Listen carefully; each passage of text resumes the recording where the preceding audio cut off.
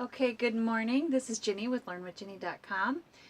I'm an uber busy mom helping other uber busy moms get their businesses online and get more leads and prospects and sales without bugging family and friends. So, I see that my Facebook connection is weak, so hopefully you can hear me, and if you can, chime in and say hi.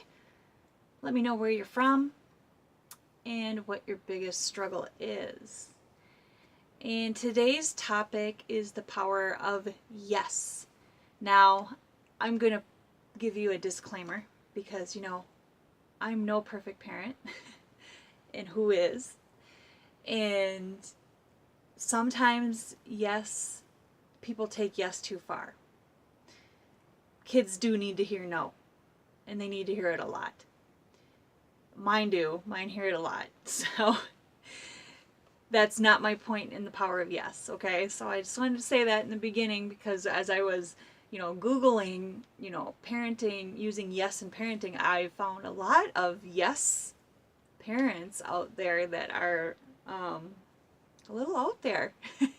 I mean, one post I read was basically this mom just lets her kids do whatever they want, whenever they want. She's got 6-year-olds that stay up until the break of dawn and they swear at her and use her couch as a trampoline, stuff like that, like Super Nanny kinds of scenes. I don't know if you remember her, but yeah, there's taking yes too far. So, we need boundaries.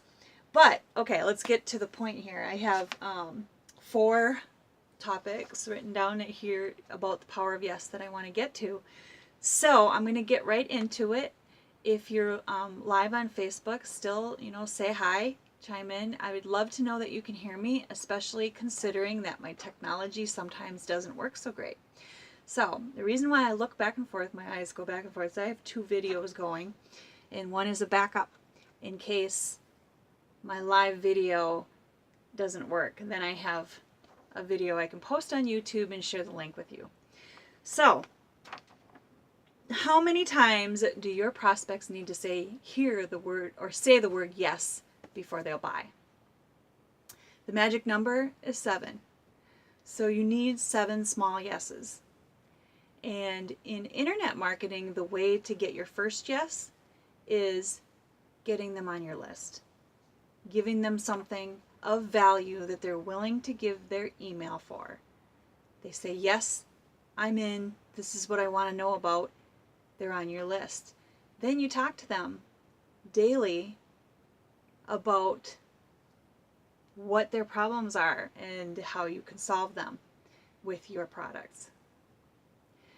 And every day that you send them an email and every day that you connect with them, they're getting more yeses in their minds.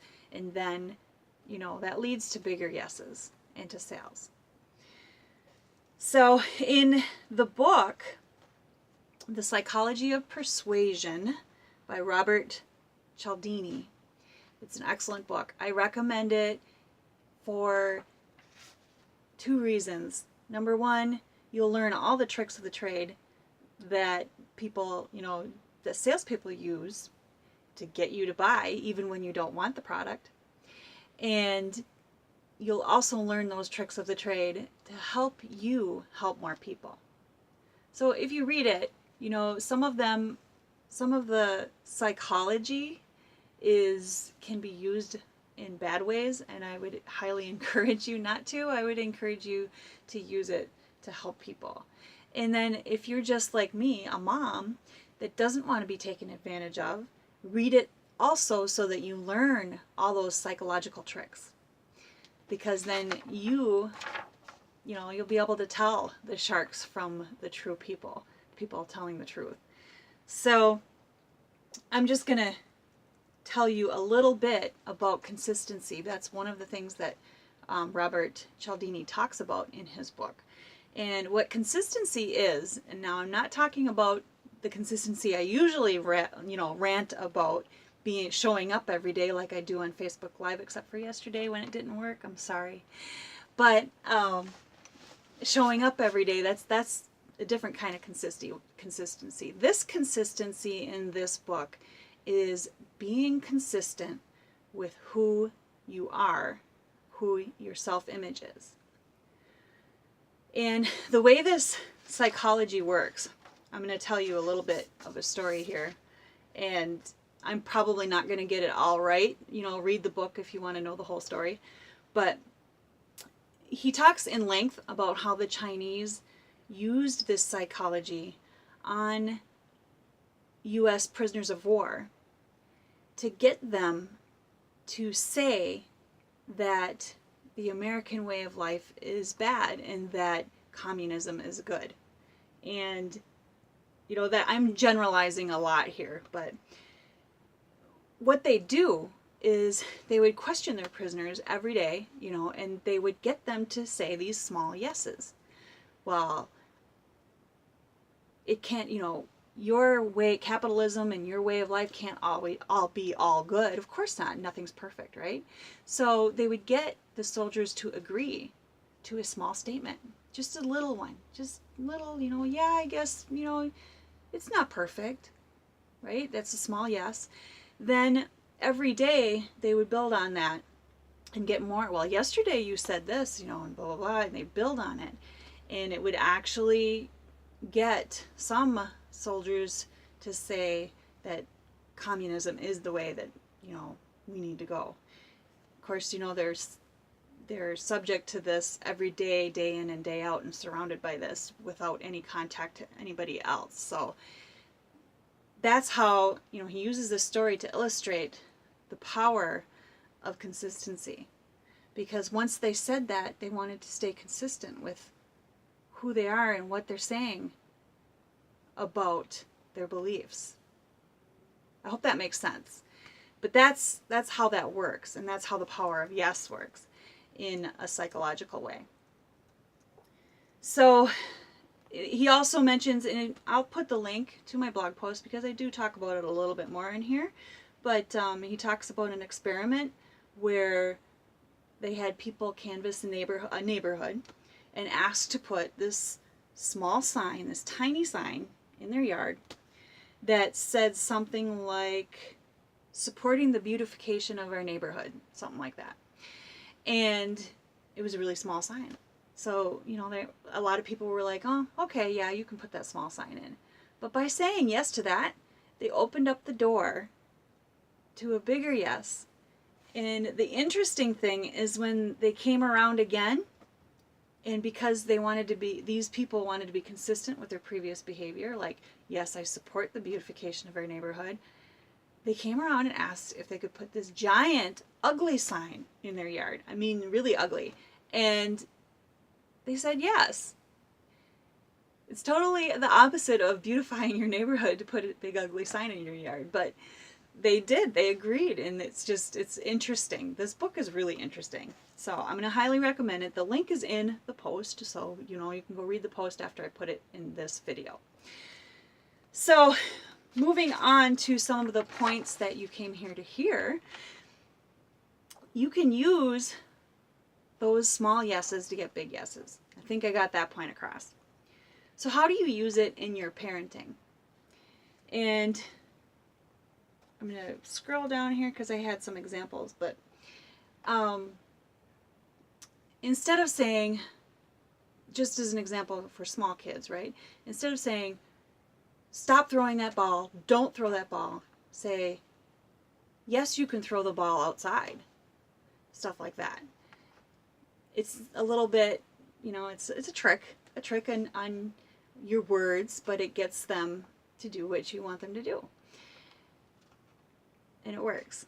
So, I used it a lot when they were little. It gets a little bit harder as they get bigger, but, you know, you can find ways to say yes and still keep the boundaries in place, if that makes sense. Yes, you can have that dessert after you eat your supper. Sometimes they don't want the dessert after they eat their supper because they're full. But you got the healthy foods in them, and you're teaching them a good habit of eating healthier, right? How to keep yes the next number 3 that I was going to talk about was how to use yes to keep the conversation moving forward. So when you're talking to a prospect or you're talking to your kids and you want to keep the conversation going, say, yes, the weather was great yesterday. And, keep the conversation moving forward with yes. So you can even use it without saying anything. Like, yeah, like whatever they said, you say yes and, or yes, somebody says it's hot in here, right? My kids say that all the time when they're in the car. Yes, and the weather has been unseasonably warm, and what do you think? Tomorrow it's supposed to snow. So you can keep it going. Finally, I wanted to talk about the power of consistency in seeking your goals. So when you say yes to the person that you want to become, and I'm talking big picture here, if you're looking in the mirror and you see yourself as that more muscular, slimmer, more athletic person, and if you see that every day, I recommend, I have a 5 steps to manifesting your goals on my website. Go through those 5 steps, and in one of them, I tell you to write down this image of yourself every single day. You will implant it in your subconscious, and then what happens is when you're making choices throughout the day and you start to see this person that you're becoming, right?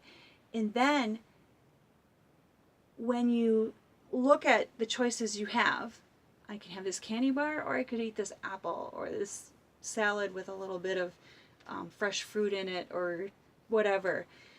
You're going to say to yourself, well, that person makes this choice because that's consistent with who you are on the inside, and your subconscious is much more powerful than your conscious mind. So, and I'm just going to put one more plug for a book in here before we're out of time, but speaking of self-image, I highly recommend, and I keep recommending it, is Psycho-Cybernetics by Dr. Maltz. So read that, start making improvements, and move forward. And use these little tools and the power of yes to make more sales. And use the power of yes to make better choices. I said in my email to my weight loss list, use yes. Say yes to the healthier foods. Say yes to making those choices of smaller portions. Yes, you can have whatever you want. You can eat whatever you want, but measure it before you eat it. So say yes and make it a great day. I hope this helps, and let me know if it did. Go to my blog post, get your 5 steps to manifesting your goals, and I'll see you tomorrow morning with another topic.